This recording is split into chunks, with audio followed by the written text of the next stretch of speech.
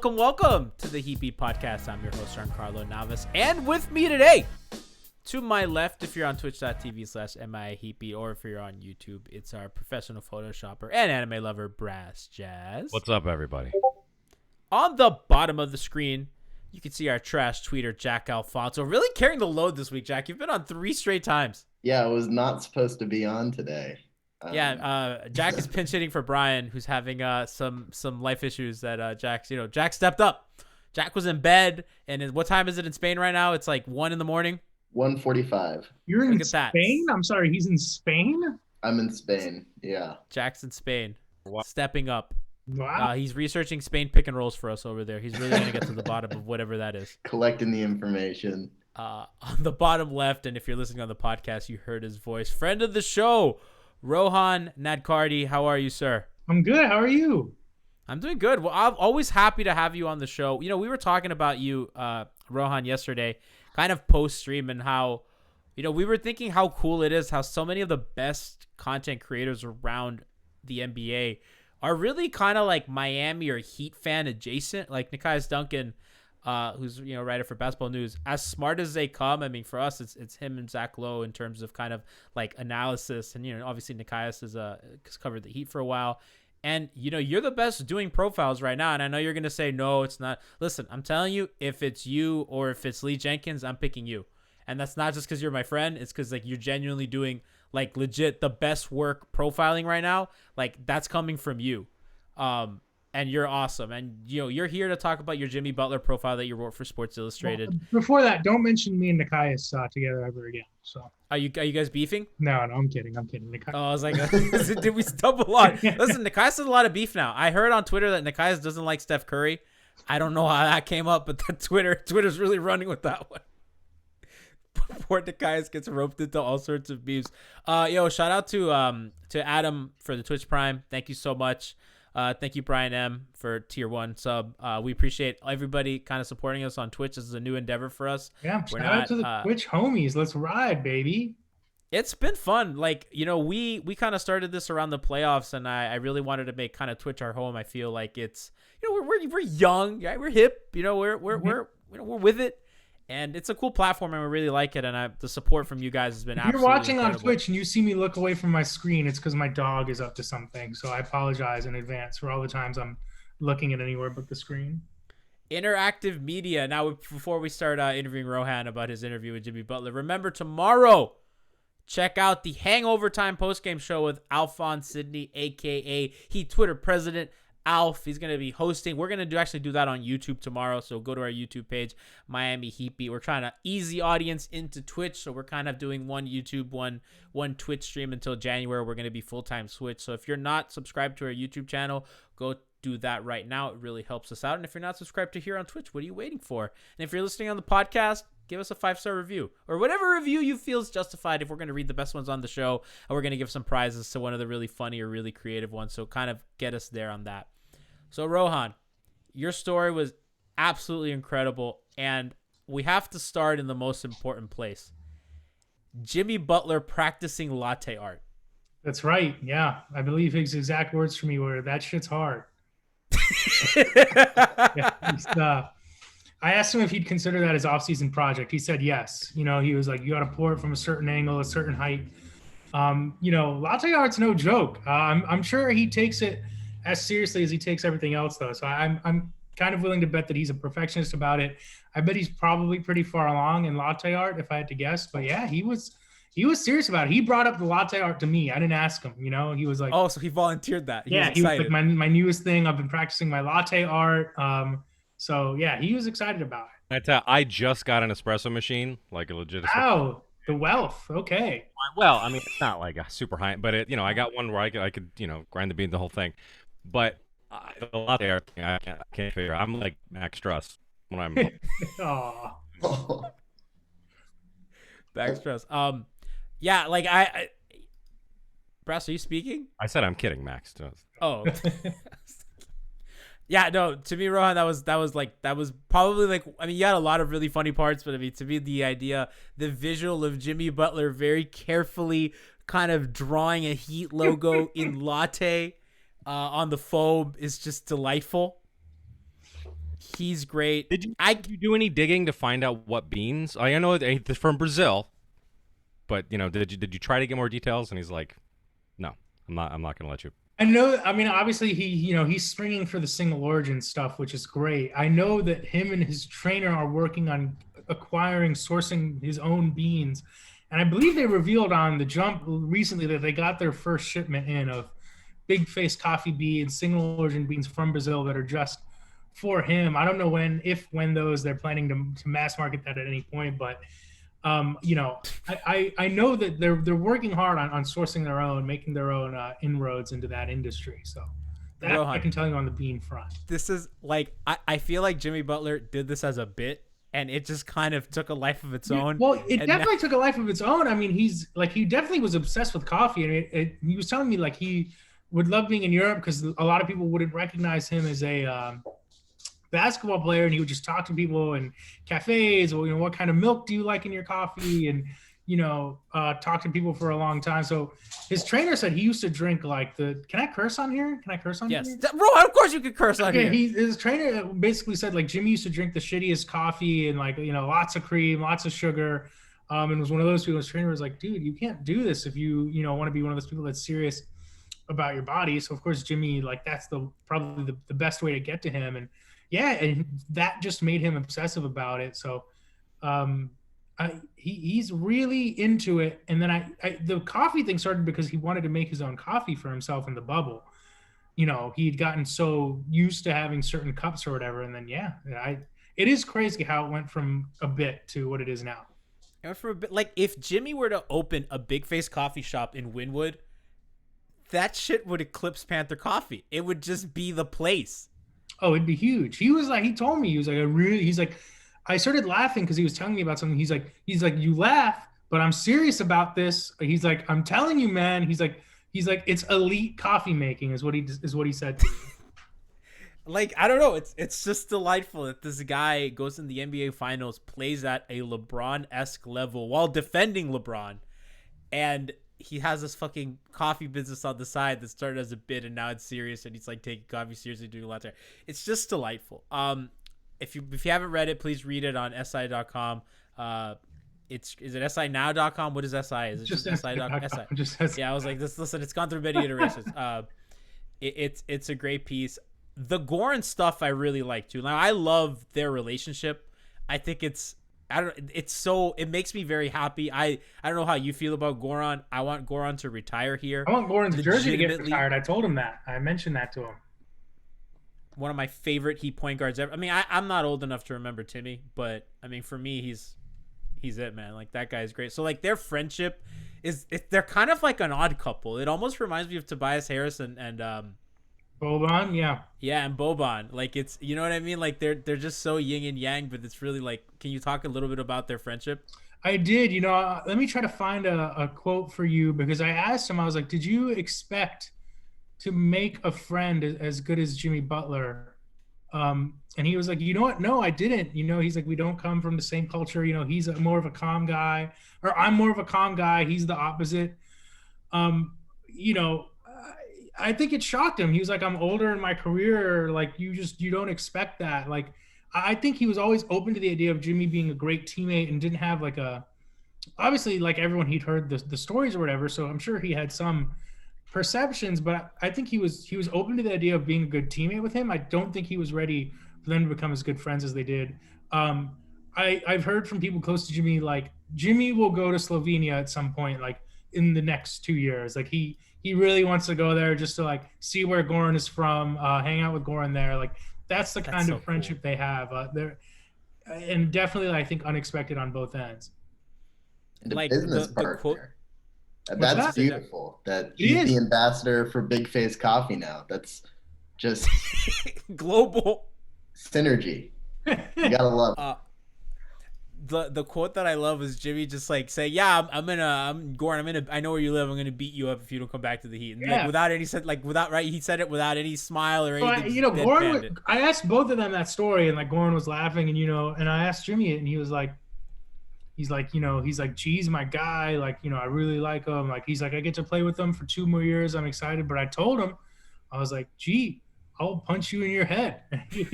I don't think he was joking. I genuinely don't think he was joking. Funny because that's exactly what Alf said to Gianni. Yeah. He came back to us. But the threats of this, Alf threatens me with violence all the time. That's how Alf made it back, with violence. Ron, the other thing I really liked about the story is kind of the Eric Spoelstra quote where he kind of talks about how Jimmy's the most he's like the most interesting man in the world in the Dos Equis commercials. Like he's so, he starts in Minnesota, right? He has a start in Chicago, and then the whole Minnesota thing, I think where his stardom really became something else. He was a really good player in Chicago, but I think he became more of just a basketball name. He became kind of a sports name with the whole Minnesota saga and kind of a player of his profile, kind of doing that in the practice. Did you ask him about the practice? I did not. I just thought that there was, well covered ground, and nothing really took me there. I thought if it had come up, maybe he joked about it at one point when he was telling me about, he was telling me like my biggest lesson was how much the young guys on this team really looked to me to set the attitude, and how much they fed off, the energy I brought to practice every day. So if I was having a bad day, like I had to make sure like my attitude was right. And he's like, there are moments when I'm quiet where I can see them wondering, like, is he going to snap? And he's like, that's probably because of what happened in Minnesota and like what they've heard and the stories they've heard. I thought that was well covered ground. So it wasn't of my interest, but I do think that, I think that he in Miami, he's been, acutely aware of just how much everyone kind of looks to him to bring the energy. Well, I love some of the interaction that you mentioned in the article about Duncan, who when I think that's my favorite anecdote. Yeah, when Jimmy got there, he didn't really know anything about this guy, and how just I think his confidence, where he come out and just hit a three, and I thought it was Duncan. Duncan has such great self-awareness when he was like, I'm gonna be honest, Jimmy probably didn't know who I was. Like, at that point he played less than 200 minutes. And yeah, he's like, Jimmy probably didn't know who I was. Like, I don't blame him. And because I was asking, I was like, did you ever let Jimmy hear it? Because I heard at this point that Jimmy on, first day was talking shit to the players. I think talking shit to the coaches, like anyone who was in earshot was like getting it from Jimmy. And this is like the first 5-on-5, right? And so I asked Duncan, I was like, did you ever let Jimmy hear it? And he's like, yeah, first practice, like he went under a screen. And I told him, like, don't go under. And he's like, I didn't say it like that, but I made it clear. And Duncan was like, listen, like, he got the better of me many more times. Like, and he let me hear it. But I think that Jimmy really respected that. And, it's genuine. That was what I really took away from it. When Duncan was telling me what happened during the finals, he's like, I had felt like I'd let the team down. I felt like I'd let Jimmy down. Like something I think everyone noticed was how much Jimmy was putting into it. And I think Jimmy knows deep down, and he's not the guy to talk about it, but guys were like inspired by the way he was leaving it all out there. And I think Duncan probably felt to an extent like, I'm letting Jimmy down. They need more from me. And he's like, Jimmy and I, we chopped it up, but like for an hour, we weren't even talking about basketball. He's asking me like, how I was doing, all this other stuff. And I think Jimmy had to know that like the way to get Duncan back on track was to make him not think about basketball. I mean, I felt like I was disappointing Jimmy at home watching that finals performance. Yes. I mean, like, I'm just like, I gotta be better. I went into that post game stream after the games, and I looked at myself in the mirror, and I was like, I need to be great because Jimmy was great.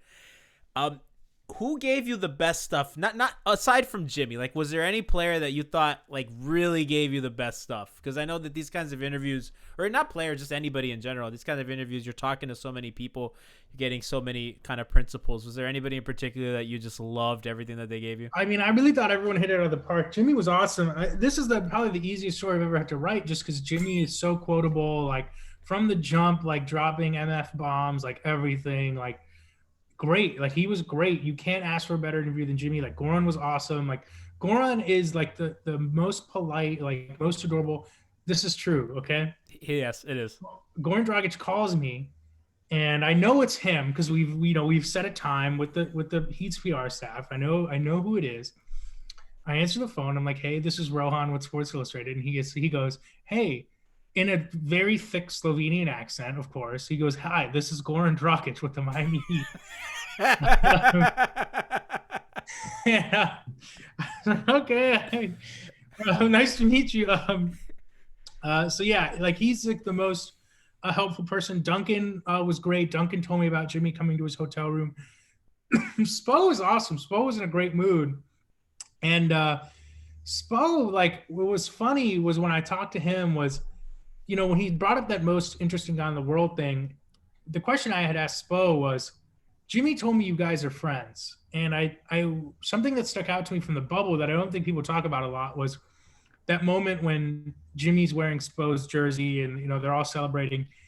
You don't see videos of coaches celebrating with their players ever, right? Or at least head coaches. You know, you don't see Frank Vogel after a playoff game hanging out with LeBron, right? You don't see Mike Malone hanging out with Nikola Jokic. I'm not saying Mike Malone has a great relationship with his players, but it's just not what Spo and Jimmy have necessarily. So I asked Spo, I told him, Jimmy told me he considers you a friend. I'm obviously not going to ask for details about your friendship, but I've heard from many guys over the years, right? Whether it was you know, inviting Dion over to your house for dinner, you know, the relationships you have with Dwyane UD, why do you have a friendship with Jimmy? And I think what they relate on is like they both have an intellectual just curiosity about things outside of the sport. And I think Spo, he's like, you can ask Jimmy a question and he's experienced it, or he knows someone who has, or can tell you a story about it. And I think that they love that about each other, that they can talk about all these things outside of basketball. And, you know, they both, I think, just collectively probably have so many stories that they really enjoy telling each other. I mean, I think he kind of takes after Dwyane in that sense, because I think Dwyane had a legitimate friendship with Spo as well. So great question, because I asked Dwyane Wade about this. And, you know, I asked Dwyane Wade a lot of stuff, obviously. And, Dwyane was not in the story as much as I would have liked him to be. And I asked Dwyane, I told him, I was like, when you and Spo argued in Indy that one time, I was like watching your parents fight. So I'm glad to hear that you guys are friends. And he told me, he's like, I think what Spo took away from like early in the Big Three was he was under so much pressure that he didn't allow himself to have kind of the relationships maybe he wanted with myself, with Chris, with, Udonis even. And, Dwyane was like, I think he's learned that over, the course of his career, can allow himself to have those relationships. He can be more of who he is. This is me kind of just reading the tea leaves here about Spo, but I don't think Spo and Pat are motivated the same way. They're both very competitive. They both want to win, but I don't think Spo deep down would tell you it's winning or misery. I think Spo loves the process. He loves developing guys. He loves the surprise seasons. He loved this run and what it meant. I would bet you deep down, if you gave him truth serum, if I really had to speculate, that this was probably the most satisfying season of Spo's career in some ways. And you saw the emotion that he had, the connection that he had with this group. And I think he's really allowed himself to connect with players in the way that he wants to, in a way that I don't think, Pat Riley did when he was at the height of his power, so to speak. So that I thought was a really just kind of touching aspect of the story, a story I'd hope to tell more so about Spo one day, that didn't really have time to get into, but I thought that was really interesting. I think that's funny that you say that, because Pat is oftentimes associated with almost like a boot camp-esque personality. But, you hear Le Batard kind of profile him and do long-form interviews. Pat's a softie. You know I what I think mean? Like, he's become a softie. I think he's become a softie now that he's not in the day-to-day grind and he's older and he has grandkids. I think he's become a softie, but I think Spo is more naturally like that now. I mean, I've heard Spo Even having when relationships Levitard, with. even when Levitard talks about Pat Riley, even to this day, he emphasizes the greed above all else. You know, the like relentless pursuit of the end goal. So I thought that was really interesting to hear you say, Rohan, like putting to words something that I guess you can kind of sense as a fan, that like Spo is really interested in the process. And I'm kind of getting giddy, you kind of hinting at wanting to like dive deeper into Spo specifically. Would love to read a Rohan Spo. I appreciate that. That one. Listen, man, I would love to do that. He's a very private guy. I don't know how much luck I'd have with that one, but yeah, here I pulled up this Dwyane quote, and I think this is really interesting. I asked him, he's like, I think we're all in a different place in life right now. Understand when he came around, he was the video coordinator, then he became the head coach. And Dwyane told me, he's like, when you're an assistant coach, you can kind of cross certain lines with players that you can't when you're a head coach. And he said, I think that when he became a head coach, we were both trying to establish ourselves as leaders. So early on, we butted heads a little bit. And we didn't have as much open communication as we thought we should have had.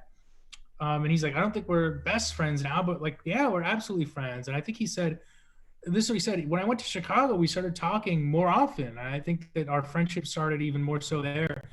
And yeah, I thought that was, really interesting that, something Jimmy told me was like, Spo would ask him like, hey, are you journaling every night? What wine did you drink last night? Like, are you doing okay mentally? I think checking in with him on that level really resonated with Jimmy. I would love to do a Spo story. I have so many great Spo stories from, whether it's Duncan or Dwyane or even Rodney Magruder. I bet I could probably get more stuff from those guys than Spo himself. So maybe that's the way in. But yeah, I'm fascinated by the way that he connects with players. It's very modern, I guess is the way I'd put it. Did you get anything about? So I know that Solomon Hill, when he came on the podcast a couple of times with us. By the way, great get for you guys. That was awesome. Like very cool. That was a very fun show. Solomon Hill seems like an awesome guy. I would have loved if he stayed on the team. Fan for life. Yeah, I fan for life. Like that dude is awesome. What a smart, thoughtful, great human. Twitter's being. awesome. Like he's like always talking about great stuff on there. Really cool dude. Oh, we were destroyed when the Hawks signing happened. I was like, no. Yeah. Hawks beat, baby. We've talked about it before. I'm starting Hawks beat. Solomon kind of told us that there would be some parties after games. They would go down. It'd be Myers, it'd be Goran, it'd be Jimmy, kind of pounding the Michelobes or whatever. Do you have anything about stories from those? Because I think the bubble was kind of, in a lot of ways it was really tough for players, but also it's with all Malika Andrews' reporting and writing has been so interesting throughout the bubble, and kind of like the weird kind of social camaraderie situations that it kind of birthed, I think are interesting. So I'm wondering if you have anything from that. Yeah, I asked less about like the specific, what would you do after games, but the mood I got from Jimmy just watching from afar, that he kind of enjoyed it, and that's what I asked him about. And I think that he actually had a good time in the bubble. Like I think if they were doing a bubble again, I think he would be one of the first people that's like, yeah, that sounds like a good idea. Like he loves that environment where there's like no distractions, and it is just like I get to hang out with people. What I really took away was just how committed he was to lifting everyone's spirits. Like I asked him about the jerseys, and he really would not. He's like, I'm not telling you how I got him. He's like, just know that I have them. But he's like, I just wanted. He's like, I wanted to show these guys like we can have fun doing this. Like it doesn't have to be, So I thought that was interesting. Like he wanted it to be a good time. I think he was committed for himself to enjoy this experience. And that was kind of what I took away from him. I'll see if I can find it in my notes, but that was one thing that he said. He's like, I just wanted to show guys, like, as long as we do our jobs, like this can be fun. It doesn't have to be, deathly serious the whole time, even though as much of a competitor I am, like, and that was interesting to me. Do you think that, like the quotes about, I'm here on a business trip, like, that's not a bit, right? That's him being dead serious. Yes. Yes. That's crazy, Rohan. That's crazy. I mean, listen, it's not that, I talked to people close to Jimmy, obviously, and it's not that I think he thought like, his family was going to be a distraction or whatever, but I just think it came down to him realizing the opportunity he had. If I really had to, I think, drive it down and guess just based on my conversations, like I didn't ask him in this, but the impression I get is like, Dwyane told me, he's like, Jimmy would tell me, like, I want what you have. I want to be great. I want to be remembered as one of the greats. Like, and I think that he saw the bubble as his opportunity for that. Like, and he seized it. And I think that he wanted to give his entire self to what was happening there. And that's what he did. And we saw the results, right? So that is what I saw from that. It was less about like him being like a nut job, more like, I want to give my entire self to this. What can you tell us about his relationship with Dwyane? Because we've talked about his relationship with Spo and Goran, and I think not only is he the bridge from Dwyane to Bam, but just kind of, I feel like they're cut from the same cloth, but also totally different cloth. I think it's a fascinating dynamic. It is funny because I think Dwyane, while obviously like a hard worker, incredibly in his own right, like he's not known for being like maniacal about stuff in the way that Jimmy is.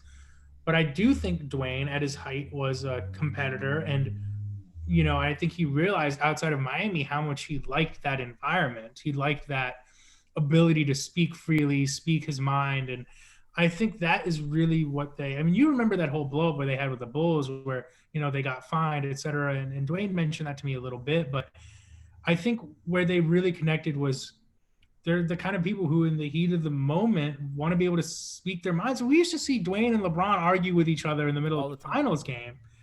He argued with Spo in the middle of a playoff game. So I think that I think that's really where they resonated. And, I do think the Marquette thing is real. But yeah, that was, I think, what started in the conversation I had for this story, at least, was, that was what they really connected at was, being open, that communication. And I think Jimmy probably looks up to Dwyane a little bit, is the vibe I got, that Jimmy telling Dwyane, I want what you have. I want to be remembered for greatness. I think that he definitely saw the way, the adulation Dwyane had in his career. And I think Jimmy was like, I want that to an extent. Do you think Jimmy knew that he had that in him in the finals? Like, I know that these people are supremely confident, almost delusional in with their abilities. They have to be, right, to reach these like these unspeakable peaks of being the top 1% of the top 1% of anybody who's touched the basketball. But like, I wonder if you feel like even he was surprised that he was putting up not. I even think I think we often overuse the word historic numbers, right? Especially with our pace inflation and all. I mean, legitimately a historic performance that, and I said this at the time, like, you make it to a conference finals, that's a cute story. Utah's done it a bunch. You do what he did in the finals, that shit lives in eons. That's the kind of stuff that you tell kids that forms sports fandom and like sports identity. Like that's the kind of play he had. So I'll read you the question I asked Jimmy Butler about this, and then I'll read you his answer, okay? Okay. So I said, you don't strike me as someone who's satisfied after seasons or who, is going to reflect on everything. But I also don't think LeBron has been challenged that particular way in a final series. The Warriors were way better. Like the thing with Durant was different. Like he never had a guy at his position. So I was like, doing what you were doing on one end of the floor, putting up triple doubles, guarding him on the other end. I was like, did that mean something to you? I'm sure you always knew you could do it. But did it mean something to you that you finally had a chance to do that on that stage against the competition you're going up against? Okay, that's the question I asked you. He said, honestly, no. And then he said, I know what type of player I am. I know what I can do. All of that was just for waste. We didn't win. He's like, at the end of the day, the highlights are there. The trophy and the ring isn't. Fucking lifer. I have a question about I guess circling back to the Wade relationship. This is something we've talked You about. know how you're in Spain right now? Like, why are you?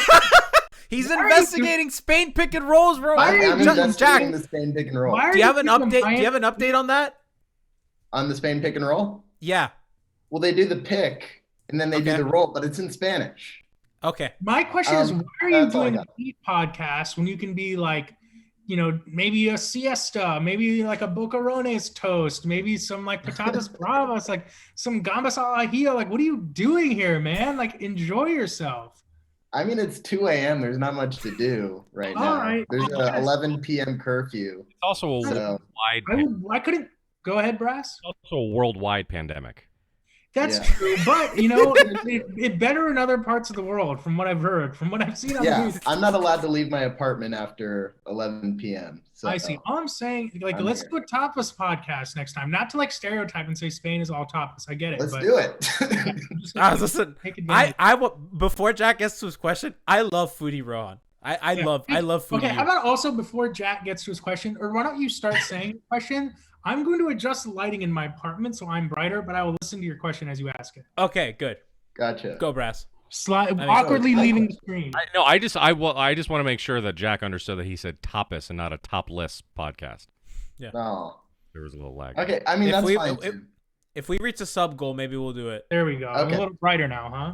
There we go. Yes. There it is. Something we've glowing- talked you're about glowing. on the podcast before is the relationship potentially between Wade and Jimmy, like kind of lamenting that Wade retired when he did because he couldn't be a part of these great teams, but then kind of weighing that against the potential, I guess maybe a leadership conflict there because it's so certain now that it's a Jimmy Bam team, and anytime Wade is on the Heat, it's Dwyane Wade's team.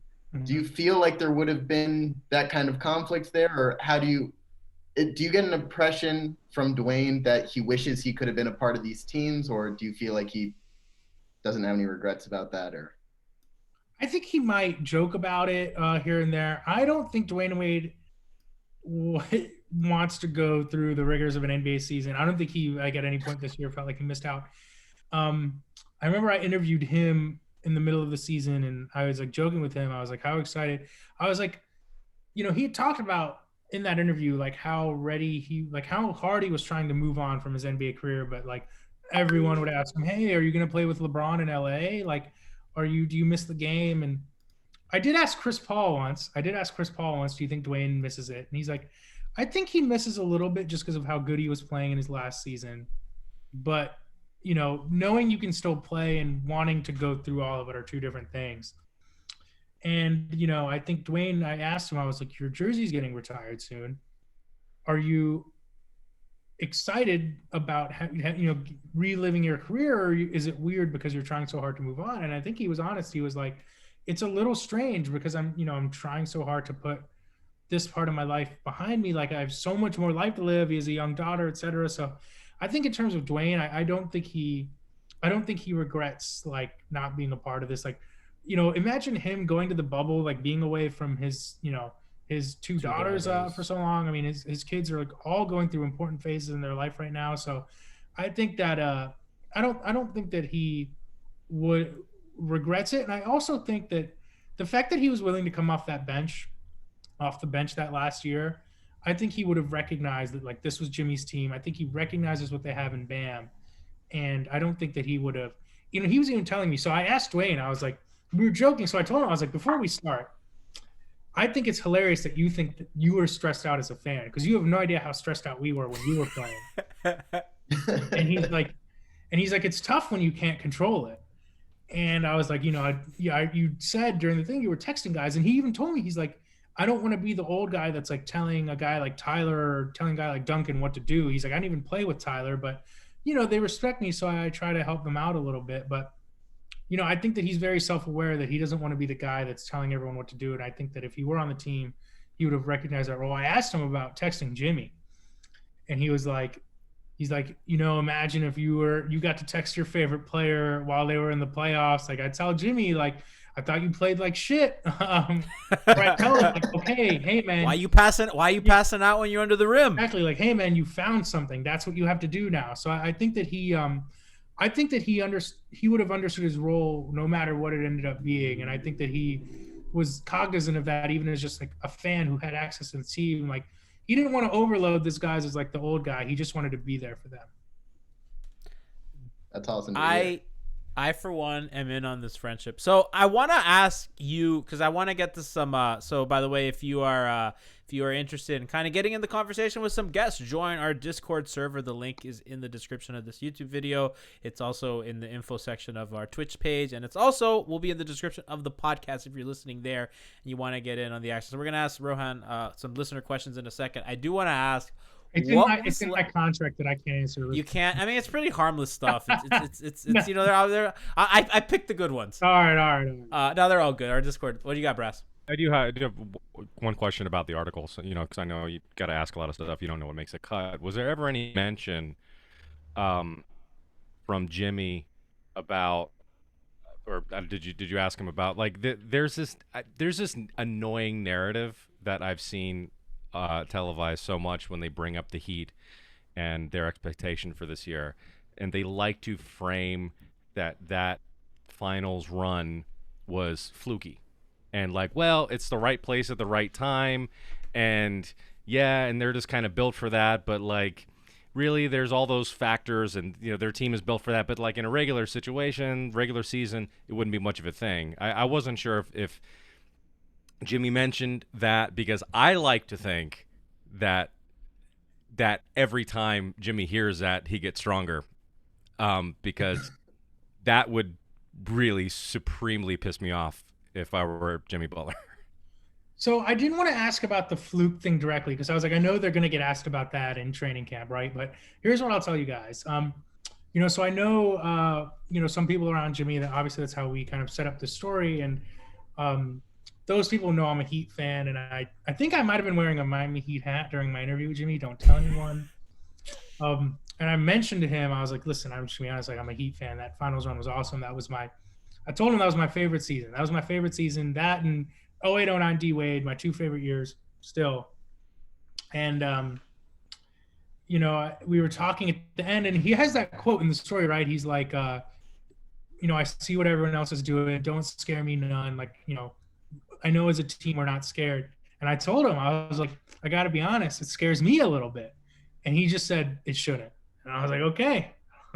So I think that he, I'm sure he's heard it, but I can tell you, I wouldn't say we had a conversation, but like he said some brief things at like the end of our interview. He's very confident. He's very, very confident. And I bet that the narrative is only emboldening his confidence, from what I could gather. But I was like, it scares me a little bit. He's like, it shouldn't. And I was like, okay, I'm sorry. I didn't mean to say it. That's so badass that you just get to tell that, listen, that was awesome. I'm a Heat fan. That shit was great. Yeah, I was like, that was man. Yeah. I think so.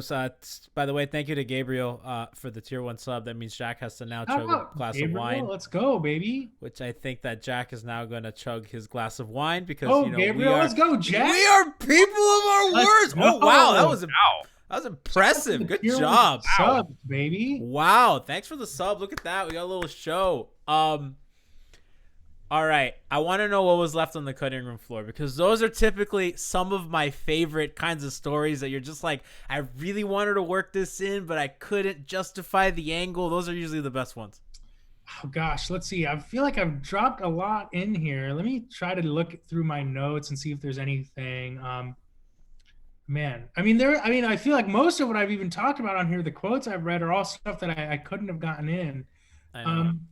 We're wringing you dry. You really are. I've given you a lot of stuff. In fact, did AD, because you wrote an Anthony Davis story? Did AD mention anything about Jimmy? A little offended, frankly, that you've asked me for more stuff after how long we've been potting this whole time. That's the Dan Le Batard school of interview. You just kind of, I learned from the best.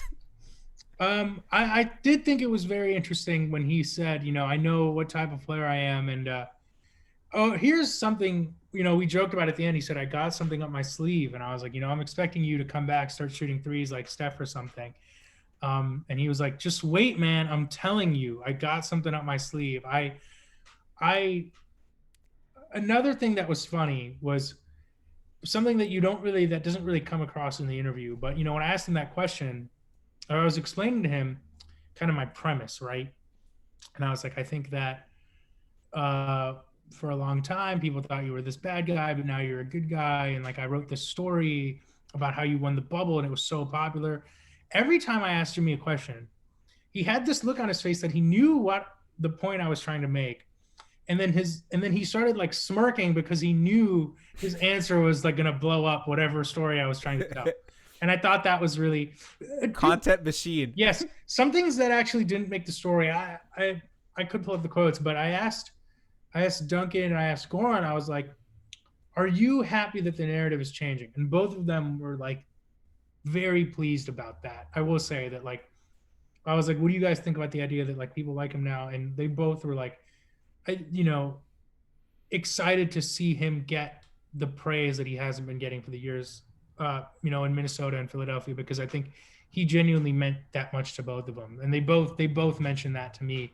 And that was something that I wanted to work in, but they both mentioned to me how they were really happy that people are kind of just looking at him in a different light. I mean, the engagement I got on this story was crazy. And I think that kind of speaks to just the way people feel about Jimmy now is way different than they ever did before.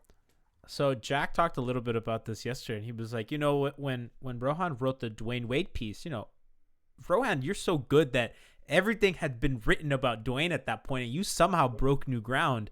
Jimmy was such a different experience because nobody's really profiled Jimmy this way, right? Like, you really got, and especially, fresh off of his kind of rise to stardom. So that must have been kind of, that's why you said it was kind of an easier story in that sense, because he's so damn quotable. Yeah, I mean, that was really the best part, is just when you have someone who is like willing and engaged and like ready to have fun, and like that's just the kind of, I think, person he is. I don't think that he can like turn it on and off. Like, that's just he just exists as Jimmy Butler at all times. Yo, by the way, shout out to Riz McGillis, who joined Twitch just for you, Rohan. How about that? Yo, Riz, what's up, bro? Shout out to Coral Springs, baby. I love I love how like South Florida you are. Like, that shit makes me so happy when I'm like you, Sedano, like Nikias. Yo, Leif is being referenced on Zach Lowe. Like, Zach Lowe's talking about Leif's reporting. Incredible. I love like Miami is out here full force. Yeah. South Florida. Dang, man. Yeah. Shout out Broward County. Shout out to the Publix on Lakeview and Coral Ridge. Larry's. Did you ask Jimmy Butler about pub subs? Because I know that you were asking players about pub subs at one point. I haven't asked players about pub subs in a long time. I got to bring that back. It's a little bit harder out in like LA and stuff, but I got to bring that back. I love the part of the story where Jimmy's like, I got to be honest with you, I've never read any of your stories. Yeah. That was just great. That's how he opened? That was like close to the jump. That was very close to the beginning. It's just great. I loved it. All right. So before we let you go, I want to ask a couple questions from our Discord. And by the way, join our Discord if you want to kind of ask or get in on the conversation. It's Twitch, it's Discord, it's YouTube, it's a podcast. We're all over. Friendster, what else? Facebook. What else we got? I see. Okay. I'm such a boomer that I don't know all these things, but that's good. I feel like a boomer too. We had our Brian M, our mod here, kind of made all this happen. I don't know. I don't use Discord, bro. I use Twitter, and that's it. I use Twitter and Instagram. That's all I know how to use. Okay, so Karmic Beat asked, how has the pandemic impacted your writing process? I know you even mentioned at the top of the article that it was done through Zoom, the interviews. That's right. It's definitely tricky. You just pick up so much on body language or tone in a way that you don't even over Zoom. So that's been tricky. I've been very fortunate. Like, teams have been very accommodating. Like, the Heat were great. Not only the pandemic, but trying to do this in a short off season, close to Thanksgiving. People really generous with their time. It's a little bit harder just, trying to make stuff happen over the phone. It's harder to kind of make that genuine connection with people to think you're getting good stuff out of them. But I have no complaints. Like, people have been really generous with their time, and we're making the most of it. Hopefully when you read the stories, you're not thinking like, oh man, like, you can tell this guy did all these interviews over the phone. Like, hopefully we're still you can't. That's the amazing thing, because like when you dropped the story and I start, and I was reading it, I didn't even think we're in a pandemic. How did he do this? Right? I'm just like, oh cool, Jimmy Butler, Rohan, I'm in. I'm 100% in on this. And then you mentioned that it's through Zoom in the article, which is just kind of super 2020 that you can mention. That was fun to get Zoom in a Sports Illustrated magazine. So that's cool. Like it's just I love how so Heapy has been using Zoom for a long time, and Brass has always makes fun of me because what's funny is like Zoom blew up this year, but like people who've done podcasts and stuff like that, I think have used it for a long time. Yeah. So Brass loves Heapy history lessons here on the pods, but yeah, we've been Zoom day oneers. Okay, so last question. So Drillbreaker asks, how often do you begin the fact finding? I was very Stugatz of me. How often do you begin the fact finding process on stories and decide to scrap the idea, or do you have a clear structure on what you need to work on when that doesn't happen? First of all, shout out to these great journalism questions. Like, wow, this is so fun. No one asked me about my job ever. This is I'm like humbled. I'm impressed that anyone would care about this. That's very interesting. It's less fact finding and more. No, I guess you can call it fact finding. You know, I'm in a fortunate position where I'm not writing these overly serious stories or trying to uncover state secrets. It's more like, is there something interesting here? Is there something interesting about this person? You start to look into it. And sometimes you find out like, maybe this is not a story. Like maybe this guy's already talked about this. Maybe this one thing that I thought could be, fleshed out more is in fact not actually as interesting as other people think. Sometimes what happens is I think this is like I have the most interesting idea in the world, and I talk to two people and they're like, I wouldn't want to read about that. So what a move. It's less about me kind of going down a research hole, but more about having conversations with people, trying to figure out like what's interesting to people, and is there in fact like a deeper level to this thing I'm interested in. I'm very fortunate that I follow just a lot of my own curiosities. Or I just do something very obvious and I'm like, hey, this guy played really well in the NBA Finals. Maybe I'll see if I can get him on the phone. Sports Illustrated to kind of cover this entrepreneur / NBA superstar. Yeah. So that kind of reminds me of one time that I had a story idea. I was very into Hassan Whiteside's rebounding and traffic numbers at a certain point in the Hassan Whiteside experience, and I scheduled something to talk to him. So in the locker room, I kind of asked him, like, kind of about the process of rebounding in traffic. And I just realized he's just tall. Like, we talked for a little bit. He was super gracious. We talked, and I was like, yep, not interesting. I didn't get anything. I walked out of the locker room, and I was like, okay. Happens to the best of us. That's it. I'll take another listener question or two if we got it. But if that we have a few. We kind of did this on short notice. Somebody's asking if the prices for big face coffee, if you know. Still going to be $20 for the first. Okay. Now, I have a question. I have a good piggyback off of that. Is this not to call him out, but is this like legit, or is this off the books, or? Is he filing this stuff at the end of the year? I mean, what are we talking? I asked Solomon Hill, and Solomon Hill said that it's all donations. Solomon Hill told us that it's donations, so he's not even charging, and it's cash only. That's what I was told. Sounds like a tax fraud situation to me. Money laundering of some sort. That could be my next story. Jimmy Butler money laundering. Trying to get our star player. I guarantee you that Jimmy will read the article at that point. Okay, Could you imagine if like I wrote a story that like Jimmy Butler was doing tax evasion and like he's the reason the Heat missed the finals? You would be Dan killing the program. The Pell Grant story. Hurricanes. Yeah. You'd be it'd be worse because it's Jimmy and we love him. So somebody's Birdman on is asking, with Jimmy having such an open personality with so many people, how did you get the time with him? Like, what was that process like? We're very fortunate that we have like a good relationship with some people who work with Jimmy specifically about his media appearances and his publicity. And so we had heard that Jimmy like would be like interested in doing something with Sports Illustrated, which is like always great. And we're really fortunate to have a magazine that the best athletes in the world, whether it's LeBron James doing our sports person issue, Anthony Davis being on the cover, people still want to be involved, and that's awesome. We love telling those stories. So when we heard like Jimmy would be open to it, I pounced on that opportunity. I said, let's make this work. And so, Jimmy has been very gracious with his time with SI over the years. Lee Jenkins has done a story with him, Ben Golliver, Andrew Sharp. And my editor was joking. He's like, we could do a Jimmy story every year because he's just so interesting. So, down. We're lucky to be at a place where I think we have a good relationship with athletes and do a good job of trying to tell good stories. That's you too, man. You do the best work out there, and I think that you're fun to talk to, and you're a good dude, and I think that's a part of players like talking to you. I very much appreciate that. I wouldn't go that far, but I appreciate. Buddy, we're your biggest fans. You're not. We're gonna shower you with love and adoration. Jimmy Butler does not want to be your hero. He's the most interesting man in the NBA, but when it comes to your interest and adoration, says Dwyane Wade. I'm like Stugat State. Jimmy Butler doesn't give a fuck. What's wrong? I don't read this poorly. What's with me? Need some big. Type this. It happens, man. I was trying to read, so check out Rohan's article on si.com. Rohan Nadkarni, a friend of the show. If you want more of Rohan, you could check out Locked On Heat. Rohan was on with David Ramil, our friend of the show as well. If you want kind of more in the article, David just does a much more professional job than we do. So check out David's like the adult version, I guess, of this show. Yeah, if you absolutely. Best Heat podcast out, Pat. But. You're me. Listen, you've had wine though, so you don't have an excuse. Best Heat podcast out there, Locked On. Listen to it. Yeah. By the way, Rohan, Brian did not show up. He was supposed to. I see. Beautiful.